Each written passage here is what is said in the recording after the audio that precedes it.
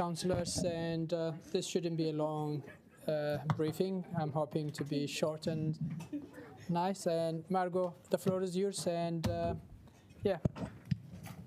Thank you, Chair. Kia ora koutou. I didn't want to jinx it by saying this shouldn't be long, but I'm taking the Chair's lead. Look, today is to provide you probably a short briefing in preparation for the discussion on Thursday. And the briefing, the item that's on the committee agenda is in response to a council resolution taken earlier to come back with advice before the end of December this year on funding a independent water consumer advocacy group. Before I delve into detail, one thing I think it would just be useful sharing with you, and it says there at the bottom of that slide, is that in preparing the advice, there are a number of assumptions that I've taken, because what we're talking about with the funding of a advocacy group is a group that doesn't yet exist, to the best of my knowledge. So what funding they would need, how much, how long for what type of activities, is information that I don't have to hand. So I have made a number of assumptions, and they're largely laid out in the report, and I'm happy to talk some more about those. But any of those assumptions, should any of those assumptions change, perhaps around the purpose of the group or the operating model, then that could change the size and scale of the funding that would be sought. So I just wanted to make those assumptions clear to you from the outset. In particular, for our newer elected members, just a very quick recap on how we've got to here. So back in May, at the time where previous council were taking a decision to enter into the joint water CCO, the committee also asked for advice on setting up an advocacy group and how it might be established. The scope that was given at that time was incredibly broad and ranged from everything from scrutinising the water entity's performance to providing financial support to renters, requiring Tiaki, as we know them now, to provide information as requested, making sure they provide a forward-looking 5-year investment plan, and also monitoring consequences to residents for introduction of water charges. So the scope that was given at that time was incredibly broad. As we worked through that advice, we were able to whittle that down, largely because as the establishment activities were matured around Tiaki, we were able to address a number of those other concerns via other avenues, for example, through the Statement of Expectations. Fast forward to August, and the two resolutions that were taken were agreement to provide financial support to an independent advocacy group, with the ideal that that group is established before March 2026. That was intended to ensure the advocacy group could engage in what was anticipated to be the water services strategy. And in addition to that, the second resolution was to provide advice on how the group could be funded and have influence. So hence the purpose of the report and today's briefing. I've had a couple of questions put to me around the scope of this group. So just to clarify, the scope of this group is Wellington City only. The discussions to date have not been for a regional advocacy group. So there's two topics that we were asked to explore, influence and funding. So I thought we'd touch on influence first. So an advocacy group, as you would all know, is about seeking influence from decision makers in particular. And if we think about the future world of our water services, the decision makers could be any one of a number of groups. And I have done my best to articulate that in the map that's in the slides. So Wellington City Council in our lovely yellow in the middle there. To the left of there, if you were to agree to fund and provide funding for, I should say, an advocacy group, you are going to probably end up in the scenario where the advocacy group could be advocating to yourselves, either as individual ward councillors and or yourselves as a collective as council. At the same time, that group could advocate directly to Tiaki, either the organisation or the board or the partners committee. And also they could be advocating to the Commerce Commission and Taumata Arawai. So that is happening at the same time as Wellington City Council, as a co-owner, is quite likely advocating to those similar entities as well. So that's not necessarily a bad thing. That is just articulating when we're talking about influence. We're talking, what I wanted to share with you are the likely avenues of where an advocacy group would seek to gain influence. What you have there as well is potentially advocating to other councils, but I've decided to keep the scope of this conversation just on Wellington City. So it's quite a broad mix of stakeholders and relationships. The assumption that we've made in the advice to date is that by council agreeing to fund an advocacy group, there is agreement to give the group legitimacy. So in terms of their ability to have influence, that would be supported by Wellington City Council funding and therefore legitimacy. So that's influence. Moving on to funding. So the funding, there is a desire to provide funding, as I said at the beginning, to provide funding to enable the advocacy group to engage with Tiaki-Wai's water services strategy. Now, there is an assumption there that Tiaki-Wai will seek public engagement and consultation on the water services strategy.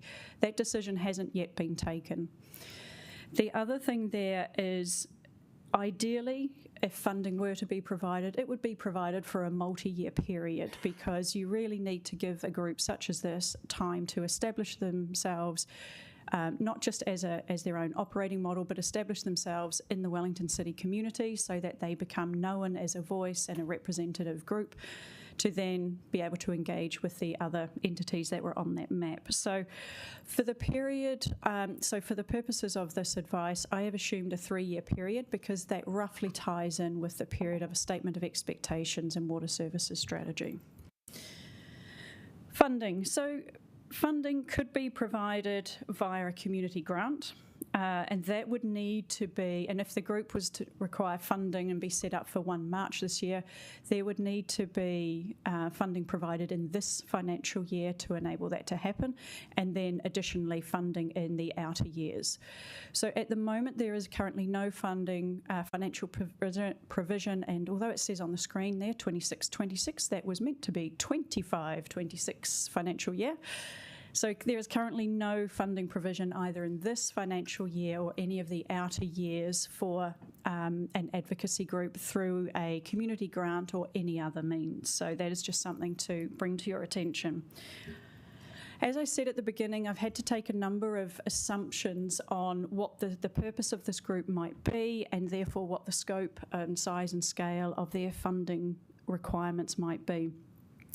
My estimates show that it could be anything from a few $1,000s up to around $340,000 for a 3-year period. And as I say, there is currently no funding provision, so that would result in a rates increase of what we've calculated as 0.07%, and that's based on that upper number of $340,000. That is the end of my slides.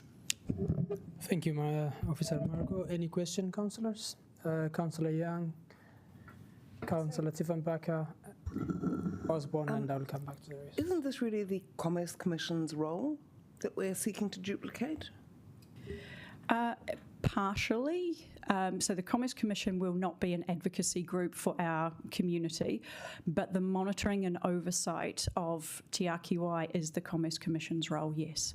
And this thing about having influence, it's very nebulous. You know, like how do we just do TikTok, clips, or do we go take them out to dinner, or And then the other thing is, if we isolate on our behalf for something, the chances are it's going to affect other people as well, possibly to their benefit. And yet, so that's another. There's a lot of vagueness in there. Mm-hmm.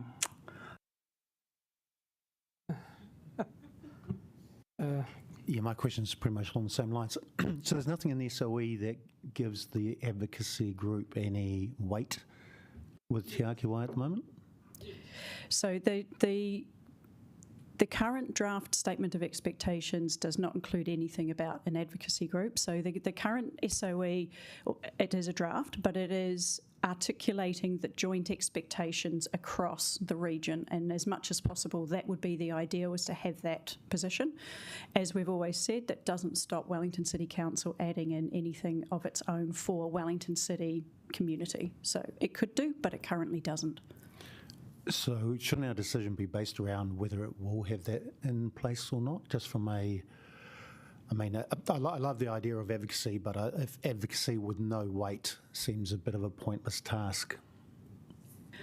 I think the question I would pose is, if we were to add the advocacy group and something around that in the statement of expectations, what would we expect Tiaki to do in response to that? So if we remember that the statement of expectations is an instruction from joint partners to Tiaki, and then they respond in kind with an investment program, the water services strategy, what is it we would want them to do by including the advocacy group?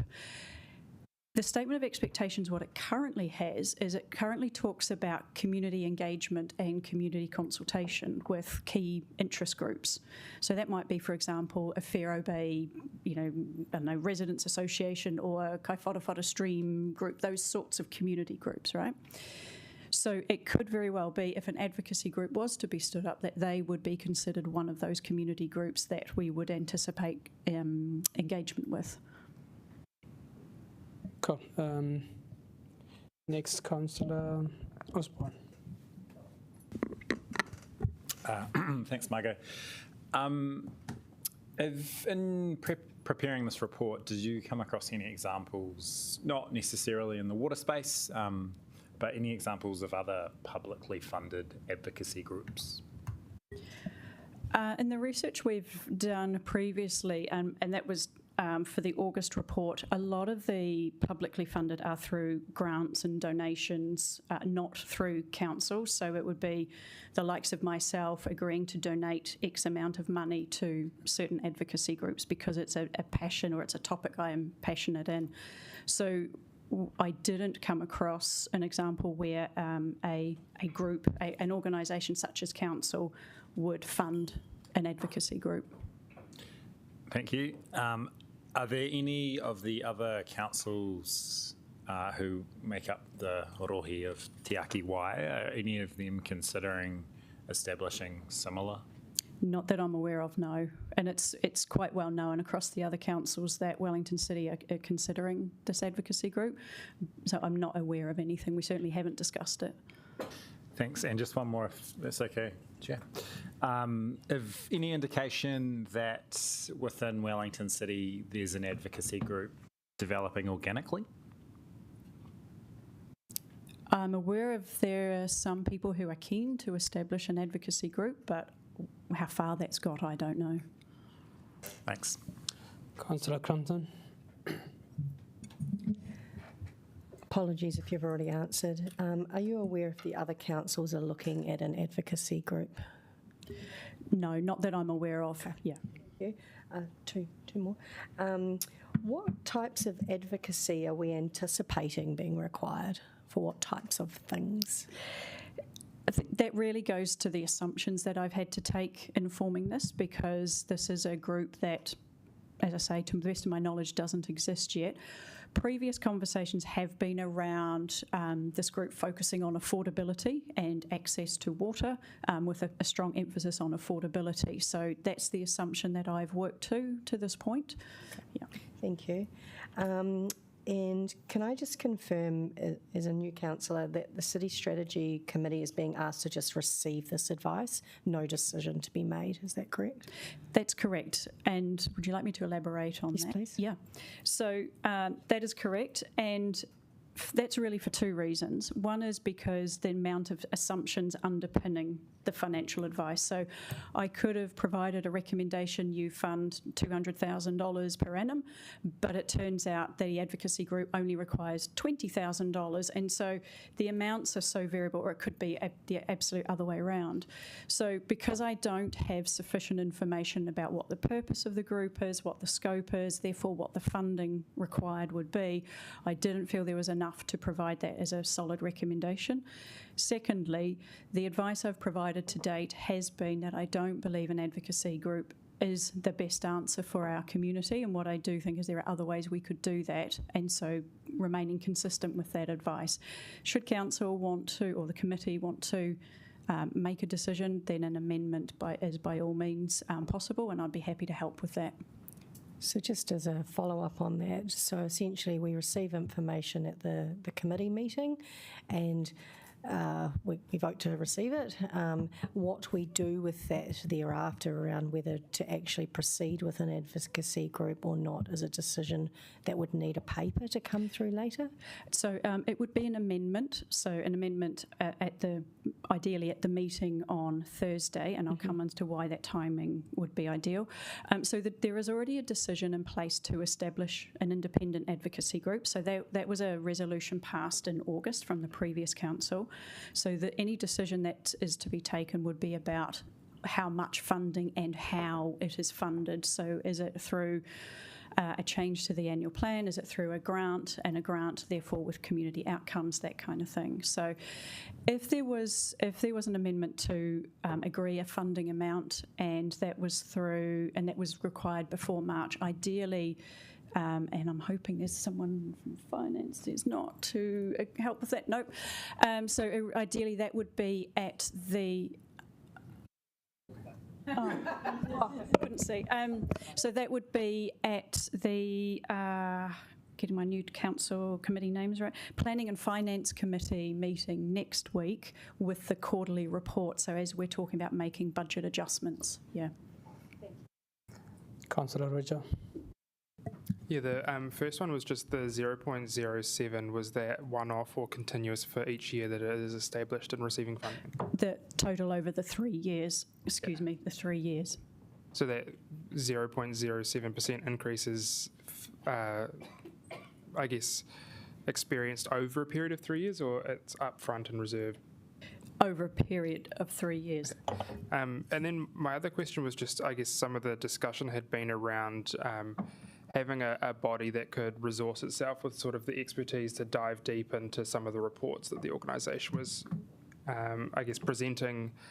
What sort of, I guess, expertise do we have in-house at the moment to be able to do that, to, I guess, scrutinise over the work that Tiaki is doing? So we currently have water engineers, water specialists. We have other engineers in our transport team who also have the appropriate skills. We have the legal team. We obviously have our financial team.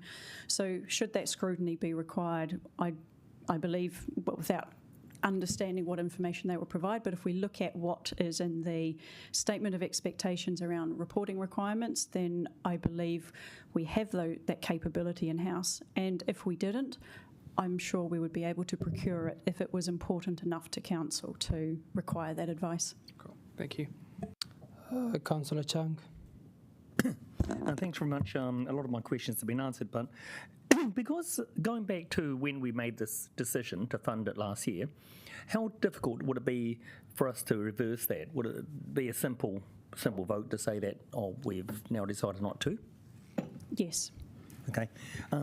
Second thing is that when people, if they have some issue, and we're talking about what would this advocacy group do, people would go to them because they can't afford their water bill, or there's some sort of issue with service levels. They can approach us, can't they? And then we refer them to the Metro Water people, or would they go directly to them? And then if they're not satisfied with their reply, do they have an avenue to come to us, or is that something that we don't provide for them?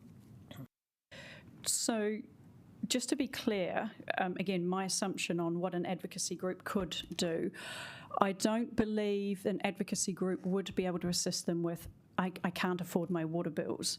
The advocacy group will be able to help point them in the right direction, but that really, I don't believe, would be the point of an advocacy group.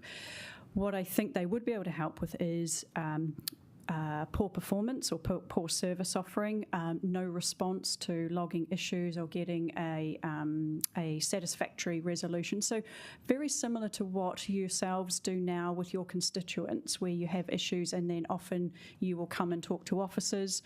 So rather than coming and talk to WCC officers, then you would take those concerns to Tiaki directly. Okay, that's great. Following on from that, if they... Oh, sorry. Is that okay? So following on from that, if they weren't getting satisfaction from going directly to Tiaki, would their next avenue be to file a report with the Ombudsman? No, I wouldn't be encouraging that as a next step. So it really is. So we have to remember council's role is also, apart from having a very vested interest in water for our community, council is also a co-owner of Tiaki. So I would hope that if Tiaki weren't being responsive, I would hope that council, either as an individual ward councillor or as council as a whole, that we would step in and work with our constituent or our member of our community to help resolve that. I would also suggest that if the issue progressed without a resolution coming forward, it would probably be the Commerce Commission as a next step, or even the Utilities Disputes organisation before we go anywhere near the Ombudsman. Okay, so last question. Councillor Chang. Have we Councillor been... Chang, I'll get back to you. I will put you back on the Yep. next. Councillor Randall.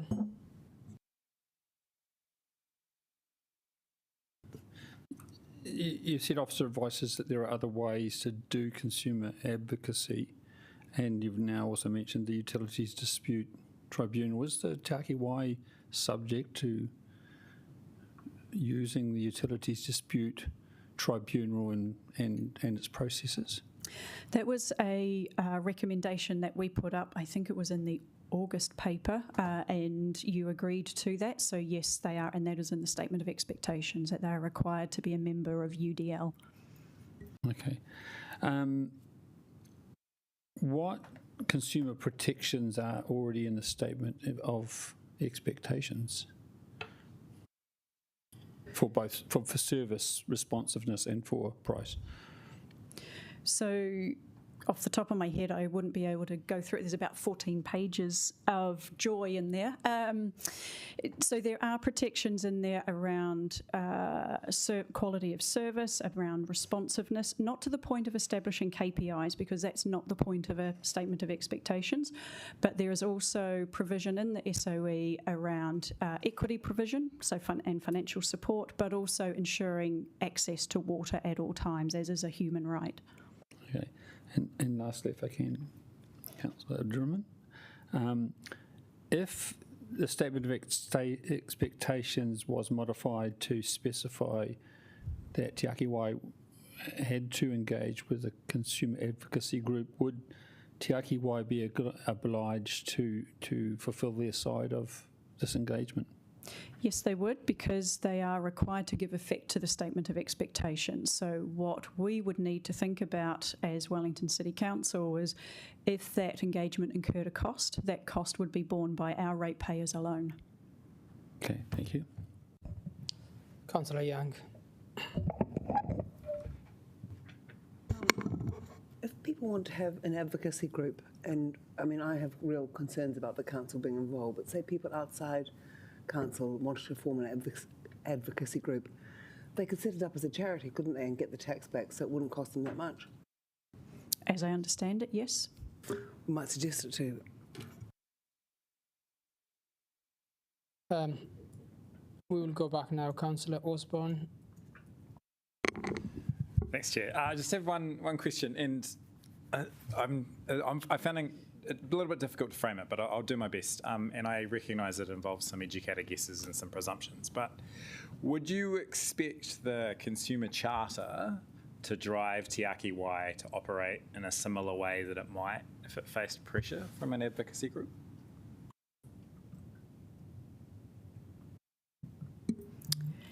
I think the charter, so bearing in mind the charter is not a council or a partner committee artefact, so it is actually Tiaki service commitment to the respective communities. So the principles that we have provided as to what we would hope to see and expect to see in a charter, that could be shaped in a way to meet that. But again, to your point, Councillor, with the presumptions of what we think the advocacy group might do, that's what I would base that answer on. Yeah. Councillor Ridger. Yeah, I understand this is about the financing of the consumer advocacy group, but I was wondering with, I guess, a significant amount of reform happening in local government and constituents still looking to us to represent their views in water advocacy, whether there's some, I guess, benefit in a independent consumer advocacy group that would be able to advocate some of those things while, I guess, the requirements put upon us for decision making are so heavily involved in other matters. I think that would be a decision for yourselves if that was the decision you took. So a decision has been taken, and if you decided to proceed with funding it, then by all means. I think what we would need to do is to work out, probably more at an officer level with yourselves, how would that work? So what support might be required, if any, what engagement would be expected. That I would expect to come through in the funding contract. Yeah. I'll go back to Councillor Chung now. Thank you. In promoting this advocacy group, did we receive any documentation on why they consider this as necessary and what benefits it's going to achieve? So the genesis for the advocacy group was an amendment that was raised in the previous council back in May. So there would have been, I'm quite sure, conversations had amongst yourselves prior to that amendment being raised and that resolution being taken. But I don't believe there is any documentation other than the committee papers and minutes. Great, thank you. Councillor Tiffenbacher. You mentioned earlier on that without the advocacy group, you'd expect consumers to come to us and for us to advocate on their behalf. What power do we as councillors retain to be able to advocate? Because I thought the real interaction was only really between the Partners Committee and Tiaki. So I think that's to be tested, but the reality is that yourselves have been elected as representatives of your community. So I do believe your constituents would be expecting you to advocate on their behalf for a number of matters, not just water, and also to advocate to whoever it needed to be advocated to. So it could be advocating to council to include something in the next statement of expectations, or advocating to council's representative to raise a particular topic at the Partners Committee, for example. So I don't believe that power or that mandate is taken away by the introduction of Tiaki. I think it is just Tiaki adds another player into the mix of organisations and entities that elected members could engage with. So one more? So we have the ability to advocate them, and of course the constituents are going to expect us to advocate on their behalf. I'm just concerned that there's not much power in us advocating. A little bit like the advocacy group, I have concerns that they don't have actually much power within the Tiaki agreement or the statement of expectation at the moment to be able to advocate. So I feel that we're going to be the same, and the constituents particularly will feel as though maybe we're not doing our job because we're getting no results for them, when unfortunately the power is, or the ability to have any input is diminished, I guess, or not even diminished, is non-existent almost.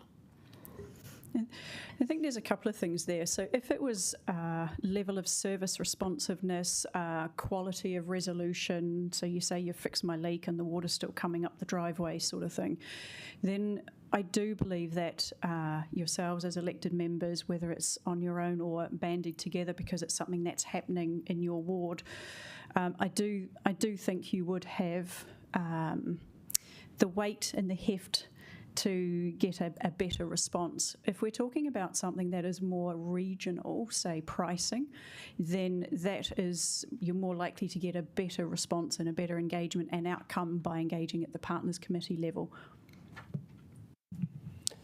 Lucky last, Councillor Roger. I promise this one's actually about funding this time. Just in terms of the previous decision has happened, but if we receive this information and then in the future an organisation was created and they came to us for funding, what would the process look like in terms of that coming to the council table for a decision to provide funding to that organisation, recognising there isn't a grant structure or a structure adopted through this paper? That's part of what we would need to work through. So I have been talking to our community grants team. We haven't got down to this level of detail, but I would envisage it would be something like promoting that this grant or this funding is available for any groups, understanding that that would then possibly create a contestable process. And if the funding was provided for a multi-year period, then at the end of that period, without a guarantee of continuation, you could again get into a contestable process where you have multiple advocacy groups applying for that funding, should there be a future funding provision. So just for clarification, it was on the assumption that the resolution as recommended passes, so we just received the information and did not make a provision for funding. What would happen if an organisation was then created and came to us seeking funding?